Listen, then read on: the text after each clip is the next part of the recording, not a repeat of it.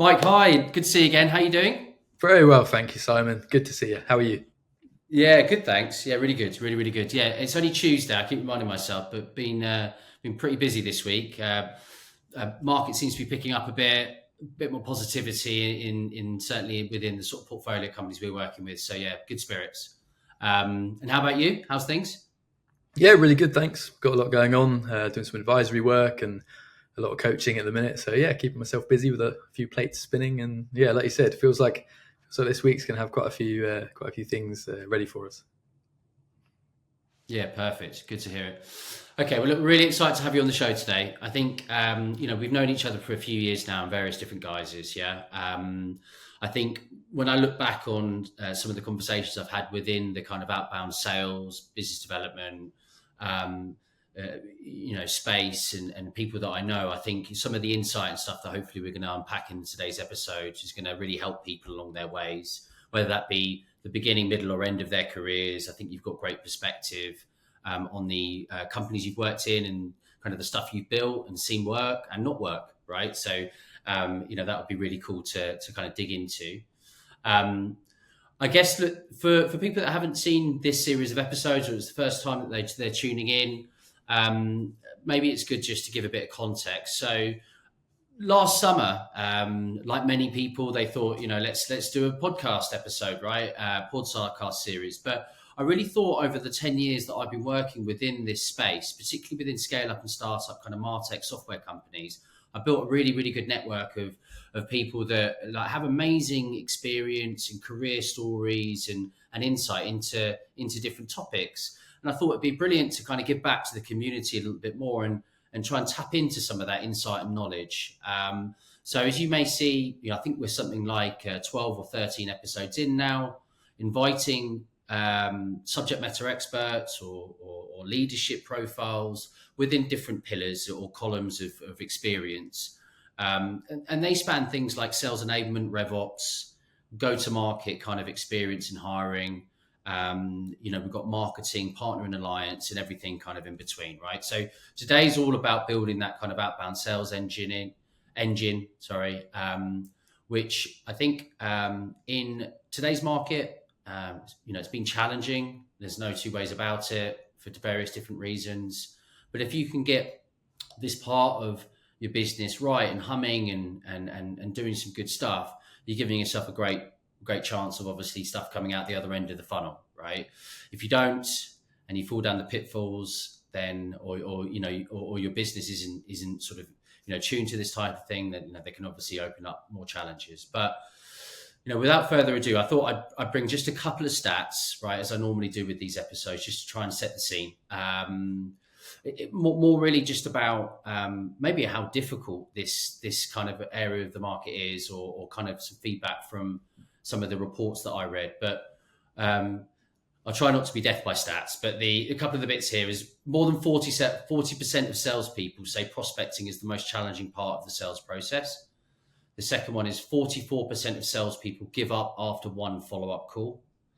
Third one is 80% of sales require 5 follow-up calls.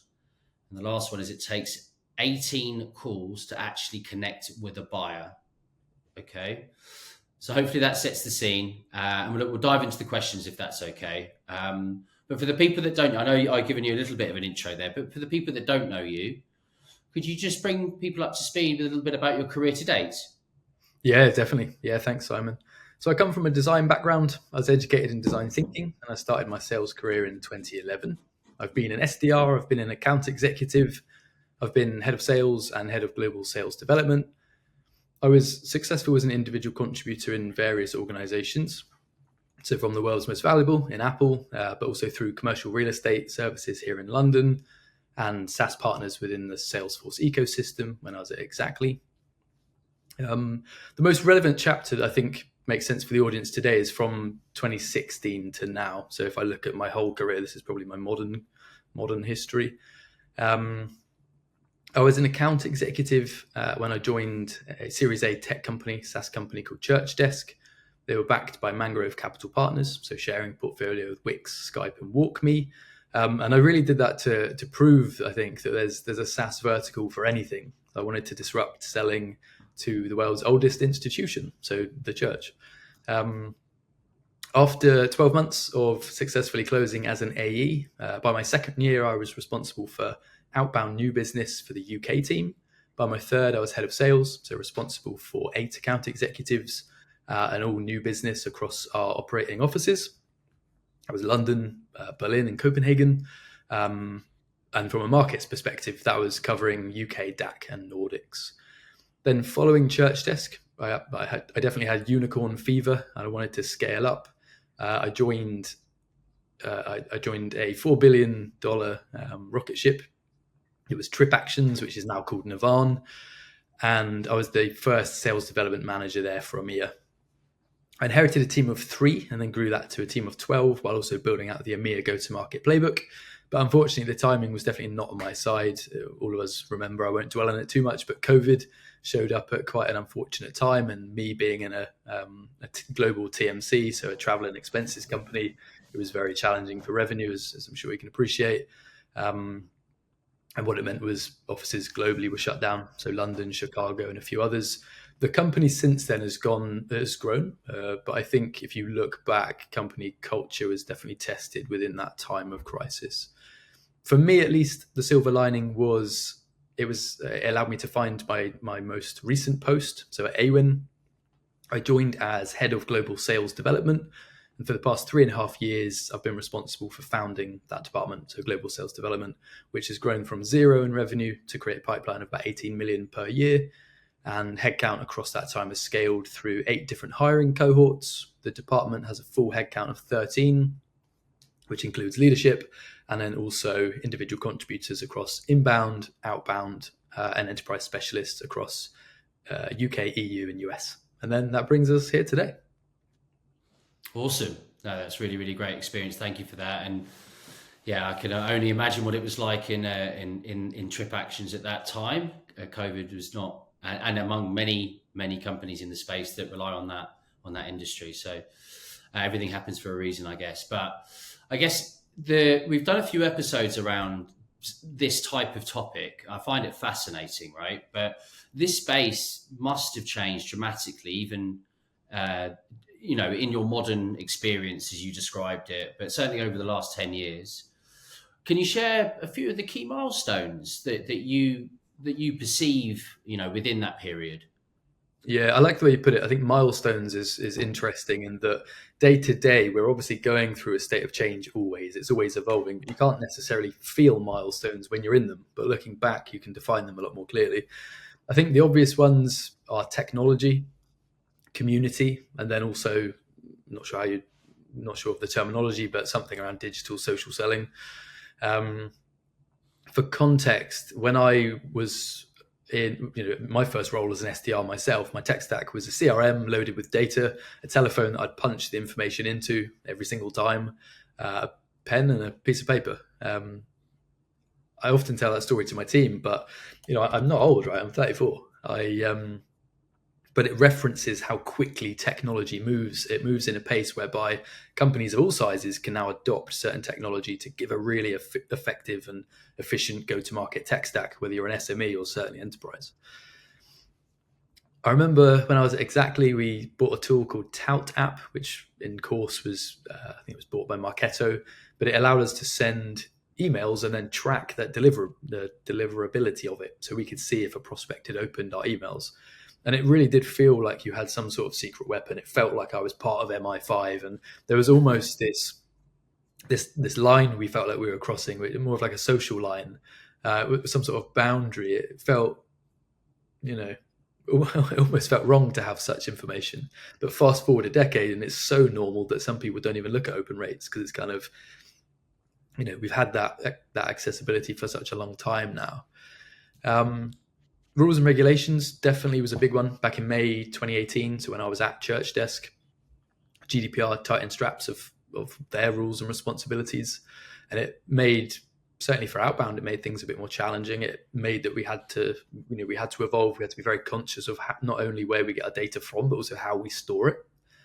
And then the big one, and the one that's probably most exciting to anyone in the audience that's an SDR now, or also a new salesperson, a new AE, is or leader, actually, I don't think it leaves anyone out, is the sales community. It's the best it's ever been by far. You can go onto LinkedIn, you can get advice, information, it's all at your fingertips. It's never really been possible in my experience before that. I think LinkedIn is really the kind of hotbed for this type of thing.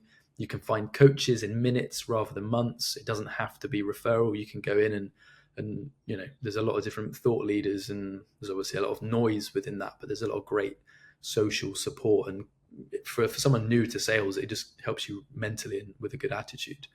And then the final piece, which really segues from that, is just around the fact that social as a channel. I know sales reps who generate 80% plus of their close one book of business solely through LinkedIn. There's probably people that source 100% of their business through LinkedIn. And I think that, we've really seen that evolve. A lot of people have their personal brands. A lot of people have their audience on LinkedIn, their network, and especially if you're selling into sales, it's a tool that's absolutely excellent for those people. That's great. I like how you've sort of structured that, and I agree with all of those pillars entirely. I think the social selling, I think from my perspective, just to add a little bit there, I think the social selling aspect is fascinating, and sort of aggregating that audience correctly, whether it be in sales, whatever specific product, but yeah, that can be leveraged very, very powerfully. In terms of strategy, why should or why would a company adopt an outbound go-to-market strategy? That's a really good question. I think it's worth just realizing that there's more than one way to go to market. If you were to put outbound next to its peer group for go to market, you can see how they might differ. So, for example, there's several different types of go to market motions. It might be that you have something that's inbound led, so content marketing driving that conversion. It could be product led, so product driving adoption. We all heard of freemium models and usage and feature discovery. There's also partner led, which is activated through channel, referral, affiliate, resellers, which I'm sure is a super hot topic for the next couple of years. Then we also have other go-to-markets, event-led, be it online or personal physical experiences to drive those connections, brand recognition, that sort of thing. And then the big one is community. So creating a movement or defining around some sort of transformative idea or groundswell. So there's all these different types of go-to-market. And then outside of that, separate to it, is just that it's the outbound piece, so outbound led. And that's really, in my eyes, a coordinated approach. It's targeted, right? It's a combination of working together with marketing and sales to focus on an account-based strategy, so ABM. I think I'll get to the point in a minute as to which companies and why, but I think an analogy that I often use and what I share to the team is, if we compare complete opposites between inbound marketing play akin to more like trawler fishing, bear with me, you're above the water, right? You're on a boat, you're casting a wide net. You certainly catch a lot of what you're looking for, but you also have bycatch, the wrong species, a shoe, a dolphin, oops. But outbound is much more specific and focused. I see it as like spearfishing. You're in the water, you can define your target. You either miss it or you bring it home, and it's that simple. And I think if you're a company in which you have a clear ICP and you want to proactively go after it, or if you're looking for market expansion, for companies looking to enter new markets, maybe they've already got a great market elsewhere, like we did at Church Desk. We owned the Nordics. We had 80% of the Nordic market, and then we moved into the UK. That was excellent for that. Same goes for building awareness. I think even if a prospect doesn't convert immediately, consistent and really thoughtful and strategic follow-up helps build that brand familiarity. And that can be particularly effective in challenging markets like we see ourselves in today. Then there's the piece around, if I'm a company that's within and this is also relevant perhaps, trying to align with market swings, you can be quite reliable when it comes to outbound. If you're focusing just on inbound, it could potentially limit the company's ability to be able to react quickly to those market changes. I think that when it comes to go-to-market outbound, you have that flexibility to pivot. You can explore new opportunities, respond immediately in shifts in customer needs or industry trends. And then the final piece really is is around measurability of results, the predictability over that sales pipeline. Outbound strategies have very clear performance metrics. That makes it a lot easier for me as a leader or company leaders to be able to compare the effectiveness of different campaigns and then optimize our strategies based on that data-driven insights. And I think some other channels maybe don't quite have that effectiveness. Mm-hmm, mm-hmm. Perfect segue into the next question, which is all about key metrics and KPIs then. Well done. So, Cool. what key metrics and KPIs do you personally within your teams measure the success of your outbound pipeline creation efforts? And how do you track and report on these metrics? So I think it's important to look forwards and backwards. So for me, it's about leading indicators looking forward, lagging indicators looking backwards. A big one, and again, this isn't just for sales development per se, this is very much around outbound, is lead conversion rates. So what percentage of leads that convert into opportunities. I'll be looking at opportunity win rates, the percentage of opportunities that actually result in a close one deal. Response rates, so the percentage of outbound messages that receive a response, be it email, telephone, social. And then other key metrics are going to be things like sales cycle lengths, meetings set or held over a number versus a time period, pipeline value, outreach volume, cost per opportunity, customer acquisition cost. And then making sure that you have, to put it into the CRM, just to have very clear and flexible reports and dashboards that not just me as a leader has visibility on, but also the team at an individual level as well, so they can hold themselves accountable. I was recently, it's a little bit off-piste, but I think it ties in. During a recent coaching session, an AE asked me what is considered good sales velocity. And the kind of answer we came to is good sales velocity is one that starts somewhere and through coaching and training ends somewhere better. And I think that 9 out of 10 times it's about winning or losing more quickly than you used to. So I always would be benchmarking against my industry and going after, it depends obviously, right, if you're SME to enterprise, but really just going into the detail and making it, again, like I said, not just at a leadership level, but also at a rep level. So they can really start to grow in their own confidence, grow in their own skill set. They can bring these types of analytics to meetings and own it themselves and be really tuned in. I think I'll pause there because I've gone on a bit of a monologue, but I think, to your point around the metrics, that's what I'd be looking at. And then I'd just be housing that in the CRM as simply as possible. And that's the key, just really keeping it as black and white as you can. Yeah, I like that. I like how you said winning or losing as quickly as possible, because obviously, time's the biggest commodity, isn't it? So absolutely. That's interesting. You mentioned about a couple of the app or the kind of the CRM tech stack. Sorry, you mentioned about the tech stack that you've been using previously in previous companies. Mm-hmm. I'm sure there's a sprawling answer to this across thousands of different vendors, right? If you assess that, but from your own personal experience, what's the kind of internal tech stack look like? And if there are any like really cool things that you've used or must-haves, that would be really interesting to hear. Yeah, I think when it comes to individual tools, as you've alluded to there, everyone has their own opinion. Everyone has their own alliances. Yeah.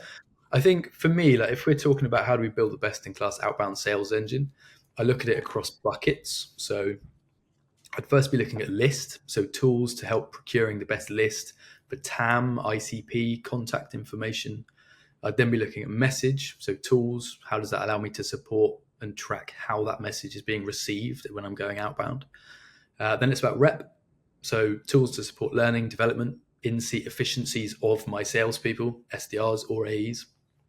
And then channel, so where are those conversations actually happening?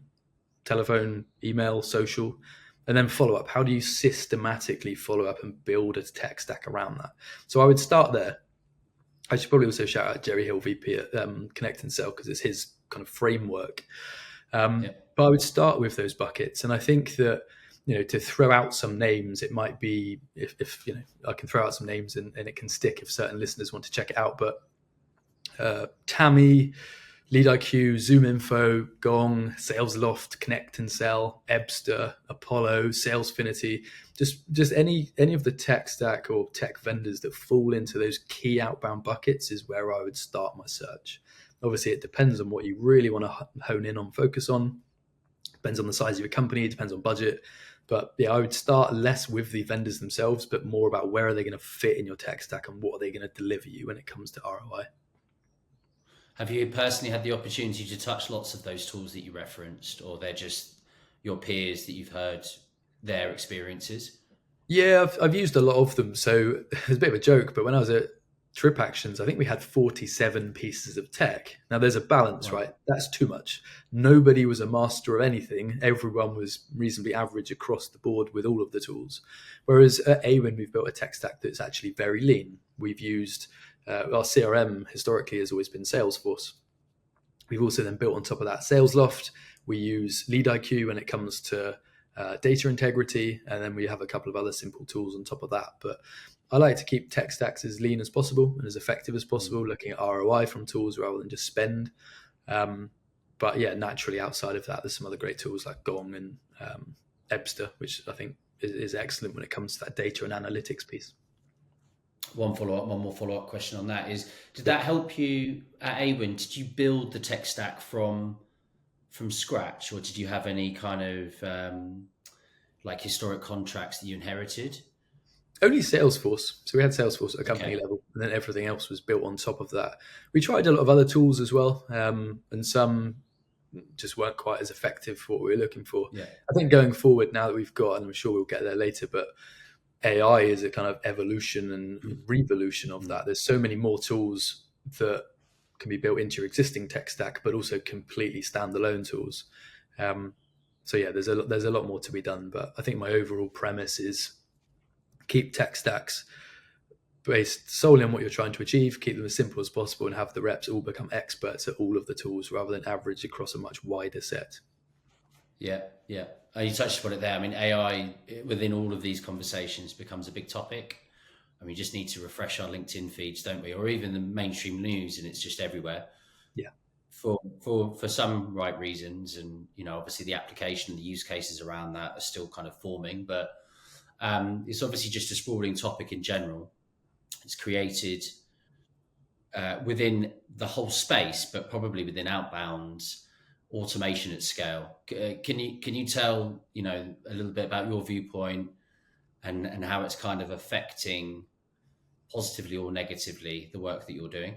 Yeah, I'm such a sucker for trends and guessing the future. I think a lot of us are, right? We're in tech, so we like to be at the tip of the spear. I think that the truth is it's impossible to really predict the future. And as tech enthusiasts, I think we're often a little bit too quick on those things compared to the rest of the world.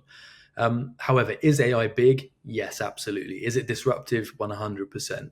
I think when it comes to sales and outbound and AI disruption, I can't guarantee that my answers are going to be accurate as to what I expect or what I might see. But some of the questions that I'll ask myself might be, is this an arms race? Is it about the first companies that adopt it? Do they win the market?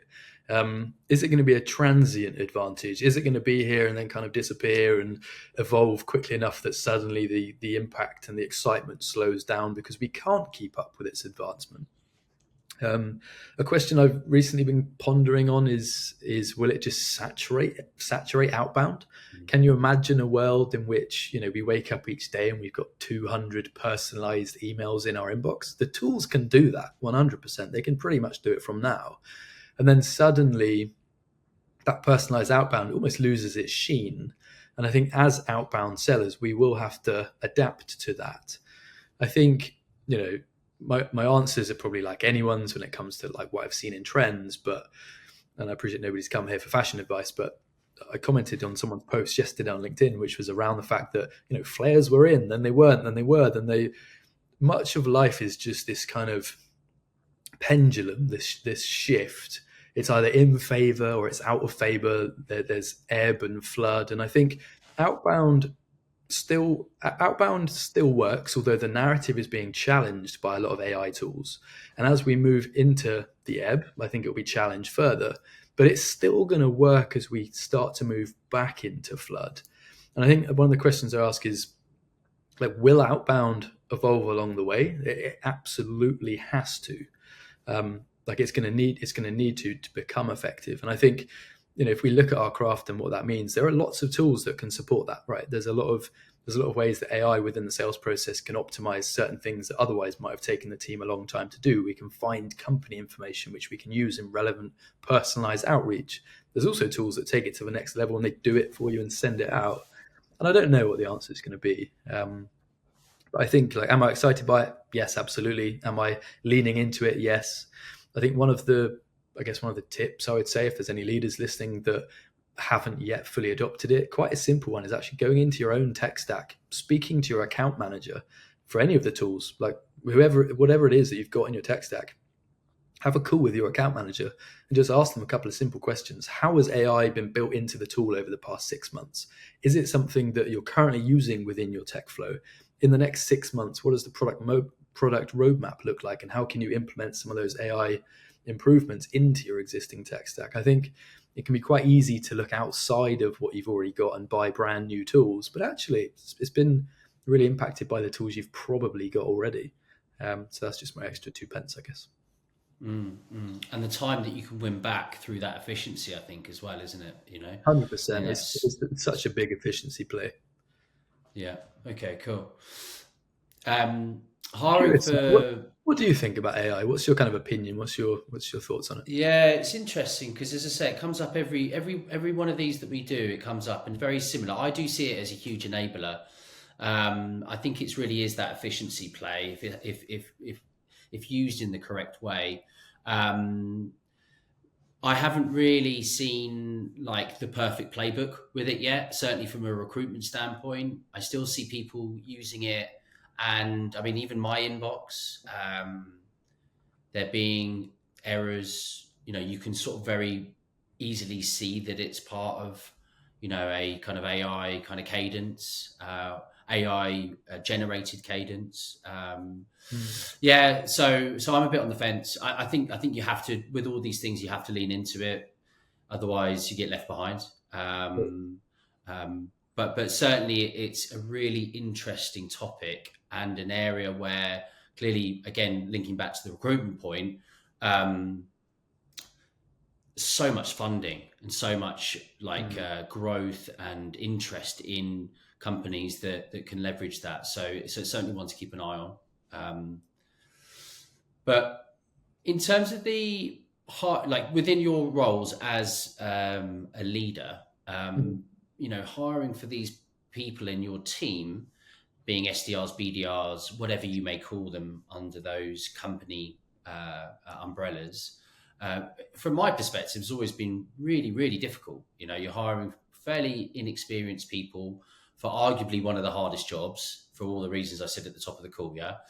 But how have you gone about, that playbook of trying to attract and onboard and hire the best possible people? Yeah, I think it's a really important topic, and I think it's very easy to sort of fly through it.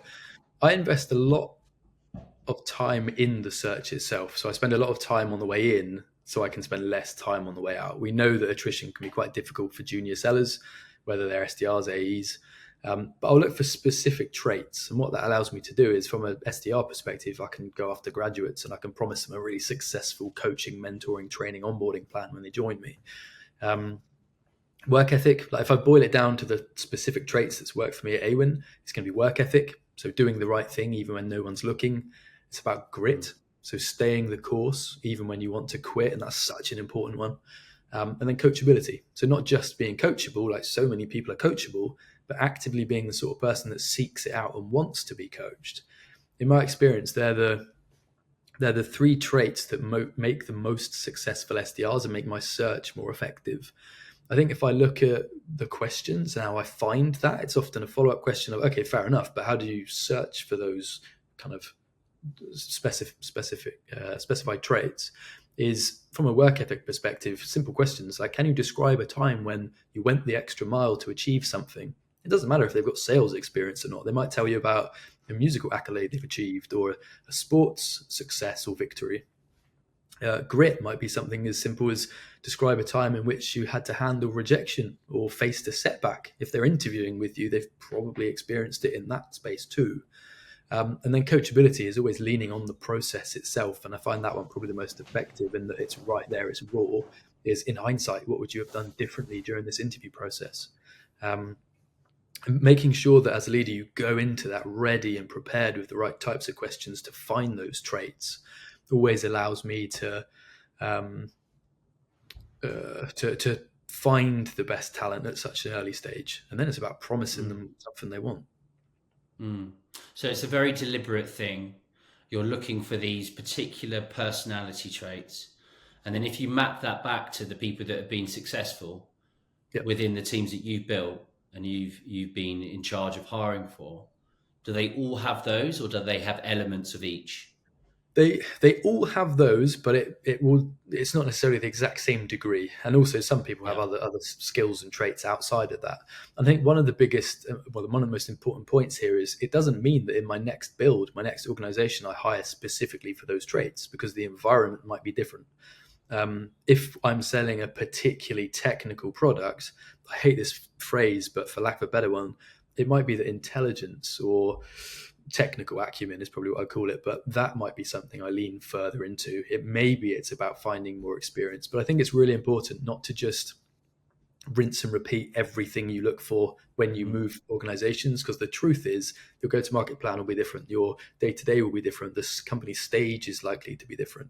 And I think it can be quite easy just to keep repeating stuff because it worked before, and it's not about that. I think it's about being really in tune to where you are at that moment in time.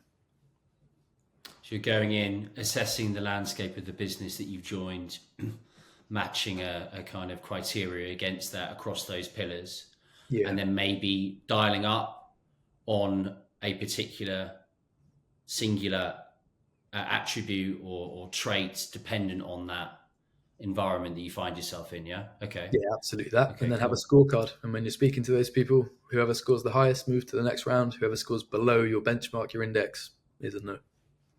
Yeah. Okay, cool. And then in terms of like identifying, attracting and retaining, importantly, you talked there a little bit about, giving them the opportunity and painting the picture of what future state could look like. But how do you do that within your teams and keep the best people? There's almost a 3-step process, and it's almost a bit like Outbound in some respects. Start with the identify piece. Where do you find them in the first place? So that's about building a list again. I want to find the best candidates are going to come through referral source. They're going to come through people like yourself, great agencies. They're going to come through if you're lucky enough also to have an in-house talent team.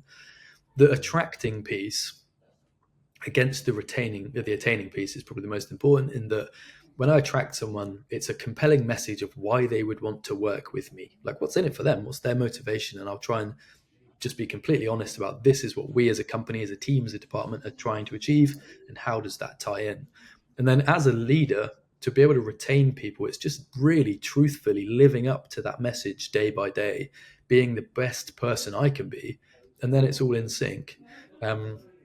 People's motivations can change, right? As people become more senior in roles, they might join as an SDR and say, I want to be an account executive. And then within 9 months, they're like, actually, I'm more interested in account management, or vice versa. And as a leader, being really articulate in how you can understand what people's motivations are, whether they're an SDR, AE, it doesn't really matter. And then making and supporting that career path is a great way to keep people that, are worth their salt. Mm-hmm. Okay. Onboarding is an interesting topic, especially in sort of a post-COVID environment. And onboarding and like the shortest path to effectiveness for junior staff, I think, is a challenging thing to master. But how have you kind of set that and navigated that aspect of bringing these cohorts into your business? That's a really good question. I think many companies, and probably me, if I'm honest, in my early years, going back probably to Church Desk, is you kind of see the onboarding piece as the secondary, the afterthought. For me, it's about hiring first. You might think hire first and onboard second, but I think I found success in actually planning the onboarding, then hiring, then delivering. Now, obviously, at times it's not always possible. But outside of that, I think during the interview process, you can set a very clear expectation about onboarding. What does it look like? You can devote this is important too, devoting as much time as you can as a leader to that program. Feedback post onboarding across any cohort. At Awin, I said I had 8. So, version 1 was a little bit scrappy, but version 2, V3, V4, it improves every time. And then just making sure that the feedback that you receive is really precise. You take results from the onboarding itself, you would take results from the field as they ramp, and then each time it just becomes a lot more smooth. Like anything, isn't it? Sometimes you've got to do it wrong to do it right. I'm sure it wasn't wrong, but you're obviously always iterating and improving in anything that we do. So that's great. What's your personal opinion about the work from home or remote or office dynamic that we see in the current workplace? And how do you kind of second part to that is how do you structure your teams to keep everybody engaged and motivated in whatever the answer to the first part is? Yeah, I think it's a heated one. If you look online on LinkedIn, in particular, there's 2 camps, right? There's either, hey, you've got to be in the office, and there's work from the beach if you want. I am pro remote first and flexible working, but only for companies that have specifically optimized for it. It isn't for everyone, in the same way that Outbound as a go-to-market isn't for every company. I don't think it works if it's that afterthought. I think I won't go into too much detail on like why or why not, because we could probably do that for an hour. But itself, I think, is around the structure, and the important piece you've lent on there is how do we motivate for that? And when we hire, I think it doesn't matter if you're remote or in office, but as I've kind of alluded to, perhaps even in the previous questions here, is if you don't really understand truly the motivations of every single individual on your team and why they've joined you, you're not going to be able to get 150% out of them. For me, it sounds almost remedial at this point, but setting really clear expectations when it comes to that remote first piece, over communicating everything, making sure you've got channels to be able to do that. Adding structure, whether someone's experienced or not, I think structure can be important. It could be that the rep sets their own structure, or you help and support and mentor their own structure themselves. Meeting up in person. There's often the camp of, hey, we like the office, whereby they're like, oh, but you've got to have human connection. I 100% agree with that. I think human connection is really important. And even if you're remote first, being able to meet up in person, whether it's QBRs or if it's team events or if it's socials, being there to be in person and learn from each other, I think is really important. Also leveraging the fact that you can hire a national or global workforce. It's still one of the quietest benefits of being a remote first company, and no one really talks about as much as maybe they should. You can hire anyone you want. There's some extremely skillful individuals who just don't happen to be in central London. And I think being able to use that. And then again, just going back to feedback. A lot of people say to me, oh, how have you improved your process over time? Or how have you built such an incredible culture? They listen to the team. The culture comes from the top, but it's built by everyone within it. And I think that's a really important element of it. Yeah, I think that's really interesting, that breadth of answer. But I think the candidate pool, like just naturally, is huge by opening up into, even English speaking, even if you just opened it up to Amsterdam. I mean, you see part of the reason why you see these companies like deal.com and, some of these other companies that are just blowing up because companies are really trying to leverage the European global workforce. But you're right. I think under the right guiding principles and management, it can be really effective. Do you see a world where there's 4 or 5 days a week in the office? There is that for sure. I mean, I speak to a lot of people in the community. Even during the whole COVID thing, a lot of people were forced to work from home. Some people didn't like it, some did.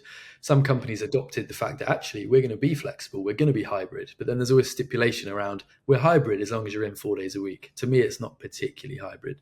I think if we look at the wider conversation around it, there are more companies saying, let's spend more time in the office. But I think often they're doing it for the wrong reason. Maybe they have challenges and they assume that that's the only way to solve it. And for some companies, I'm sure it is. But be it they're building a culture of optimized space and learning and peer-to-peer learning, and they've built something incredible in an office to do that. But I don't think it's the only answer. I don't think the world is going to become, yes, it's an office-first environment, there's still loads of jobs on the market which are completely remote. Then I think it's, it gives that, as you're saying there, it allows you to attract a global workforce, which for a lot of companies is a really advantageous perspective for go-to-market and ROI for hiring. So yeah, I don't think it will never go either way. There'll always be a bit of a balance between, but it's an argument I love to keep an eye on. Yeah. Well, I'm having it not once a day, but certainly a couple of times a week, just getting people's perspectives. So that's fascinating. And then there's the other side of that I believe in your last position, they even implemented a 4-day working week, which I had one of my clients that did that, and that was such a differentiator. But that was 18 months, maybe 2 years ago that they kicked that off. Mm-hmm. Now I see more companies adopting it successfully. I think originally driven out of the Nordics. I think they ran those kind of those kind of benchmarking exercises. But yeah, tell everybody a little bit about your experience of that and how you practically implemented that. Yeah, this is a big topic. We could talk about it for a long time, so I'll try and keep maybe some of the key points. It was definitely by no accident. So the company itself implemented a 4-day task force to measure that effectiveness. For context, when I joined, so August 2020, we had a 4.5-day week. So the company would close doors at 2:00, I think it was. We then moved into a model whereby we did a test. So for 18 months, we had a 4-day work week. Different departments and teams would operate in different days. For my team, for the past 3.5 years, it's been the Friday we had off. So it was almost having a bank holiday every week. Yeah. Which is not just about getting out of work. It's actually more about the balance of it. And I think it's easy to think that ROI and output is going to decrease, but actually what we saw is the complete opposite. Everything went up and to the right. And it definitely had some navigation within it. It didn't work perfectly immediately, and there's lots of renditions and changes, and the company is still believing in it that way. But when it came to measuring the effectiveness, we'd look at it in all different levels. So it'd be a human level. So this is the individual capability of the work based on the fundamentals of like well-being and how people are feeling, which we would track within Peakon and other tools like that. Otherwise, it was about the professional level, so relating to the team's competency, how they're improving themselves, how they're attaining target at a personal level. Then it's about, again, team level, so looking at how we are collaborating, interacting, resource allocation, that sort of thing. And then also at a company level, so based on the whole company's focus, what are we doing? Is our NPS from customers increasing or decreasing? Is our attainment to company target increasing, decreasing? And then we'll basically break it down into loads of different subsectors, and it's all about communication. So we'll be looking at how do we focus on prioritized tasks, time management, meetings? Are we reducing the length of time our meetings are? How do we improve communication? So the whole operation actually became around optimizing. Whether you're a 4-day week company or not, I think just doing the task was like, wow, we used to do all of this in 5 days. We can actually do it in 4. And the benefit of it is tenfold. It's great for attracting top talent. It allowed my team to be much more innovative. If people wanted to work on Friday, they certainly could. But I'd noticed they'd be doing really experimental things that they otherwise might not have had time to do when everyone was in and working in meetings together and that sort of stuff. So I think, yeah, from the perspective of what we did, that's a kind of high level. But I think it's incredible. At the same time, there was, I don't know too much about this, so I can't talk into much detail, but there was also a national kind of company-wide initiative whereby I think there was, 100 companies or something. All of them adopted the 4-day work week, and they also took a similar process and approach to what we did. So the success from that national study was also very positive.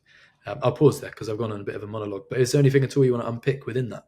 No, that was really, really good. No, I think it's fascinating for people that are in the 5-day-a-week working week today to hear that perspective. There's obviously a balance with all this stuff. I mean, do you think there's a world where there's a 3-day working week? Do you think? I haven't heard of companies talk so much about that. But it's a good question. Do you think you could? Yeah, it's funny, isn't it? Because I within my role at Awin, I would hire 70-80% of the team. It was their first ever job, was working alongside me, and it was also remote. And their first impression of the workplace was, oh, I work Monday to Thursday. And the difference, my career has been 90% of it has been in office 5 days, if not 6 days a week. Yeah. And I think that there's definitely a culture shock, but I wouldn't be surprised if some of those people, if they land in that environment for the first time, maybe they do question, all right, if I over optimize, is there a way of reducing it even further? But I think there's a balance around it. 4 days a week is super effective. It allows you to live a good personal life. It allows you to actually have a weekend, but also be really effective day to day, be really efficient with your customers, with your prospects, deliver really strong output for the business. And everyone's happy. People take less sick days. But I think there's definitely a limit at what point I go, well, if I can do everything in 6 hours, I'll have the rest of the week off. Yeah. I think it marries into the hybrid remote office discussion, isn't it? Everybody's valuing, certainly personally with a young family, valuing that extra time, not on a train. And I always used to work 5 days a week in the office. I mean, that was, unless you had somebody to come and fix the boiler or a doctor's appointment, you're in. Yeah, that's how it started, by the way. I forgot to add that. So around the piece of the board basically decided that there's a lot of senior people that ultimately, well, not even senior, all sorts of people that are very family oriented within the business. They're spending less time with their families, and it's leading to churn, or it's leading to people just not feeling 100% or not delivering their best work. And they basically said that there was no option whereby only family, only parents could have a 4-day week. Yeah. They were like, let's make it something that's culturally just what we do. And that's actually where it stemmed from. So it stemmed from the fact that people could be more together. They could spend time with family. It actually had nothing to do with COVID. But yeah, that's where it was born. That's great. Yeah. Well, it's good. It's great that people are embracing, that, even at the risk of performance of the business. That's very kind of wholesome and great to hear from the leadership of that company. Yeah, and it was trial led, right? So there was an 18-month piece whereby, yes, we were 4 days a week, but it was in trial phase. And if at any point there was risk to the success of our customers, it would never have happened. But the way it was structured, we led with absolute success. So yeah. Yeah, great. Okay, well, look, for any sort of new BDR or SDR manager or sales development manager that's watching this and making the transition from that individual contributor into a manager, if you were to kind of speak to your younger self, or offer some advice to them, what would that be? I think one of the most valuable lessons that I've figured out, and it's only been really in the past probably 3 years or so, is I'll give my philosophy around leadership of teams, no matter which function. I feel like owning a team is like being in control of a nuclear reactor. I think a team is always trying to self-destruct. There's a point at which you are most stable and most optimized. Things are going perfectly, and to keep that stability as a leader, you're both cooling and heating at the same time. And if you relax focus for just a second, too cold, boom. If you go the other way, too hot, boom. And I think often leaders think there is a point that they're trying to reach, almost like an end game whereby, oh, right, my team is performing excellently, therefore it will just stay that way and I can stay that course. I've reached the destination. And then often they'll turn to me and be like, I don't know what's happened. It was going so well and now it's just collapsed. And I think when you have the mindset that you are always fighting to keep optimization, even when optimized, you have the best chances of avoiding that total destruction. Sounds a bit extreme, but I've really felt it. And I think that that way that top performers can be promoted out and you can create coverage, or you can plan for when the motivated become bored, or the inevitable evolution of ICP or whatever it might be. You can keep that peak performance because you appreciate how delicate that balance is. I think that is one of the biggest things that I've learned, and hopefully that's valuable for someone else going through it right now. Yeah. Forever on your toes, never get comfortable, I think. Continuously iterate. Yeah, that's great advice. You talked a little bit about community. I agree with you. The sales community, and even specifically the business development SDR community is thriving, right? And everybody, it's brilliant to see. Everybody wants to kind of give their insight and knowledge and share, which helps everybody get better. But if you were to personally direct anybody that's thirsty to learn and keen to kind of get the extra couple of percent, where would you direct them? So many places. I would say, as a general statement, I'd say please invest in yourselves. I think there's no excuse not to. Not from now. It just, whether it's free online content or books or courses, one-to-one coaching. There's a budget for any investment, and I promise anyone, these areas will have the biggest guaranteed ROI. For me personally, as a leader, I'm an executive member of Pavilion. That's my one kind of shout out, I guess. So I consider and encourage anyone to follow the work of Sam Jacobs over there. 3 books on my desk right now. Build by Tony Fadell, great book. The Qualified Sales Leader, John McMahon. Medic, Andy White. Sales EQ, Jeb Blount. Radical Candor, great. You invest in 10, 20 quid to then spend some time going through. And I think that's probably the best place to start. And then any community that you're in, find people on LinkedIn, find thought leaders, find people who share content you find resonates or you're interested in. DM them, ask them for coaching, ask for support. That's what I'd say. Have you historically been a big book reader, or are you pushing yourself to get into more and more of those? Yeah, definitely. Yeah, it's something that I've always liked reading, no matter what space I was in or through education and stuff. I couldn't tell you how many I've read. I did have a year, maybe 2018, where I challenged myself to read 50 books. I read 55, but although that was like, oh, great, I've achieved it. There's an irony in sometimes you can just over-digest. I had so much to think about that it was actually quite hard to tactically implement some of the things I've learned. But yeah, to me, books they're such an easy way to grow in confidence, in skill, in whatever it might be. So yeah, I mean, I couldn't encourage it enough. What about yourself? Is that something you lean into? Yeah, I was just going to say that. No, I definitely something that I need to do more of. And I've got a little holiday planned, and we leave next Wednesday. So offline, I'm going to pick your brains on if you're somebody that's read as many as that, I'm going to pick your brains on something to try and take with me when we go away. But definitely something that I need to do more of. I don't find it very naturally easy, if I'm honest, to get my head into certainly kind of content like that. But yeah, that's the 2024 plan is to do more so. I won't go too deep into it, but just to maybe lean on a general assumption here. Like, one of the things I felt when I was first really getting into reading was I felt like I had to read the whole book, and that always held me back. Like, I might get, let's say the first third was really interesting content related to what I was trying to achieve, and then the rest of the book was maybe less so. I would always feel in the back of my mind that for me to feel like I'm being successful, I have to read the whole thing. I think that was the biggest moment for me. Actually, if you buy one book and one chapter in it is what you want to read and what you want to implement, that's money well spent. And I think just having the mindset that there's no rules about it. Buy a book, try it. If you don't like it, give it to someone else. Ask for recommendations. I also do a thing where by every year, the number is kind of changing. It used to be 12 books a year, but I always give, every year I give one book per quarter to a stranger or someone I've never met.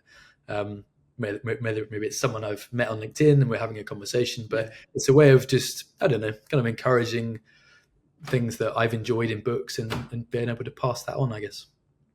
Okay, cool. No, that's great. That's great. And look, closing sort of question here is any final comments that you'd share with the listeners today? First of all, thank you. If you've got this far, you've been around for just over an hour or maybe just under an hour. But I'm really encouraging to follow on LinkedIn. DM me if you have any questions. Otherwise, head over to mikehamburg.io. You can find sales resources, tactical newsletters, and other bits and bobs. I also coach sales professionals, so AEs, SDRs, new leaders, one-on-one. So if you're looking to level up, let's see if there's a fit there. But otherwise, just thanks a lot for listening. I hope it's been at least valuable in one way or another. Don't hesitate to reach out. And obviously, over to you, Simon. I think thanks again for having me. You've been a great host. It's been good to speak in a bit more detail. Thanks for your patience, and really appreciate it. Yeah, no, it's been really good. Thanks, Mike. It's as I said at the top of the call there, spoken to a lot of people in your space, in your doing your craft, but just the very kind of considered and level-headed approach you have to some of these topics, you can kind of feel how that kind of filters down into the teams that you run. So I'm sure whatever's next for you is going to be exciting, and I look at that with eagerness to see who's lucky enough to bag you. So Cool. just to finish off the episode, we've got a little bit of a kind of quick fire questions. Yeah.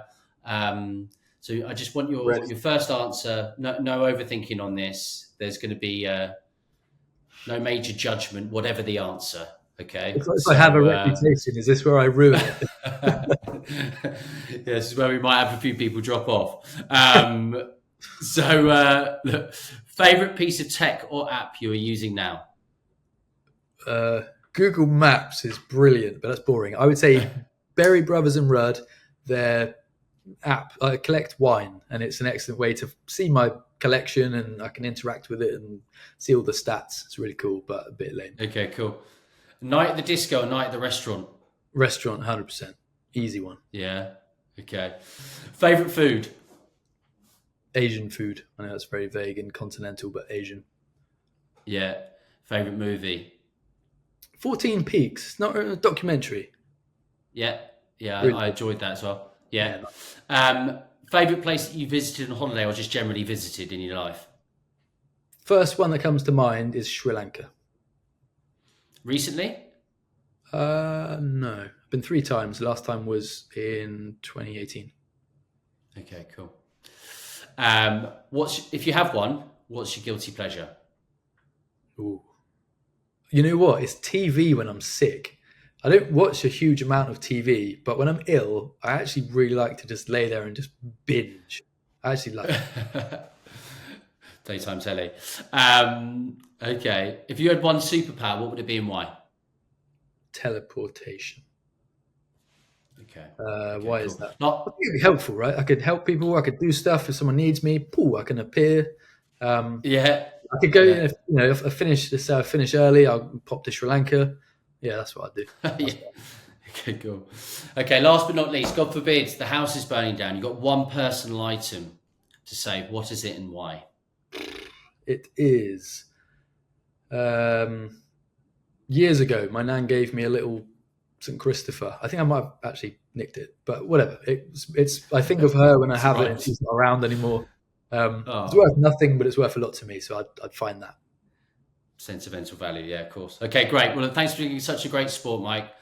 We are amazingly under the hour, so that might be a first almost. But no, it's great. There's obviously some great content in there, as you said in your little outtake. Is that we really hope that offers some value to people that are listening. If you want to get in touch with Mike, obviously ping him directly on LinkedIn or mikehamburg.io is his website. And thanks again, and look forward to staying in touch. Thanks a lot, Simon. Much appreciated.